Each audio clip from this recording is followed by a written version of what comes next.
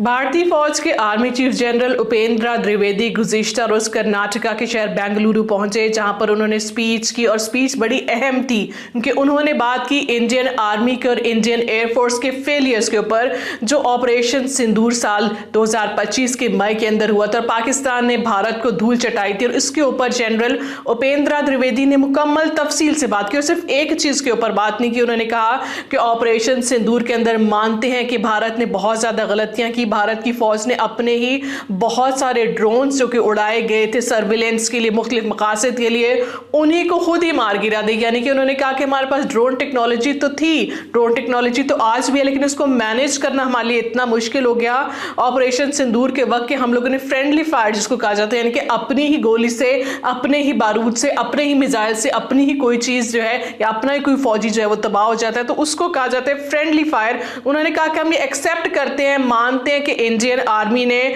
Operation सिंदूर के वक्त बहुत ज़्यादा संगीन गलतियां की और इन गलतियों से अब इंडियन आर्मी सीखेगी। ये बहुत बेहतरीन वक्त है इंडियन आर्मी के लिए रिफॉर्म्स करने का, अपनी स्ट्रक्चरल चेंजेस करने का, अपनी कैपेसिटी को ग्रो करने का, अपने डिफेंस बजट को ग्रो करने का और अपनी इन तमाम चीज़ों का अहाता करते हुए उन्होंने कहा कि अगले 10 साल इंडियन आर्मी के लिए बहुत बेहतरीन होंगे क्योंकि अब हम लोग दौरे जदीद के तौर पर इन चीज़ों को कैपेसिटी फेलियर्स के ऊपर काम करेंगे। उसके साथ साथ इंडियन आर्मी के army chief general Upendra Dwivedi ने बात की कि दरअसल इंफॉर्मेशन यानी कि डिस इंफॉर्मेशन की इतनी सारी खबरें जो फैलाई जा रही थी ऑपरेशन सिंदूर में, जिसकी वजह से भी इंडियन आर्मी को शदीद मुश्किलात महाज के ऊपर सामना करना पड़ा। और उन्होंने जिक्र किया कि हमारी आर्मी, हमारी मिलिट्री फोर्सेस के अंदर एक ऐसा विंग बनाया गया है जो कि डिस इंफॉर्मेशन को काउंटर करेगा, क्योंकि ऑपरेशन सिंदूर के अंदर हमारी 15%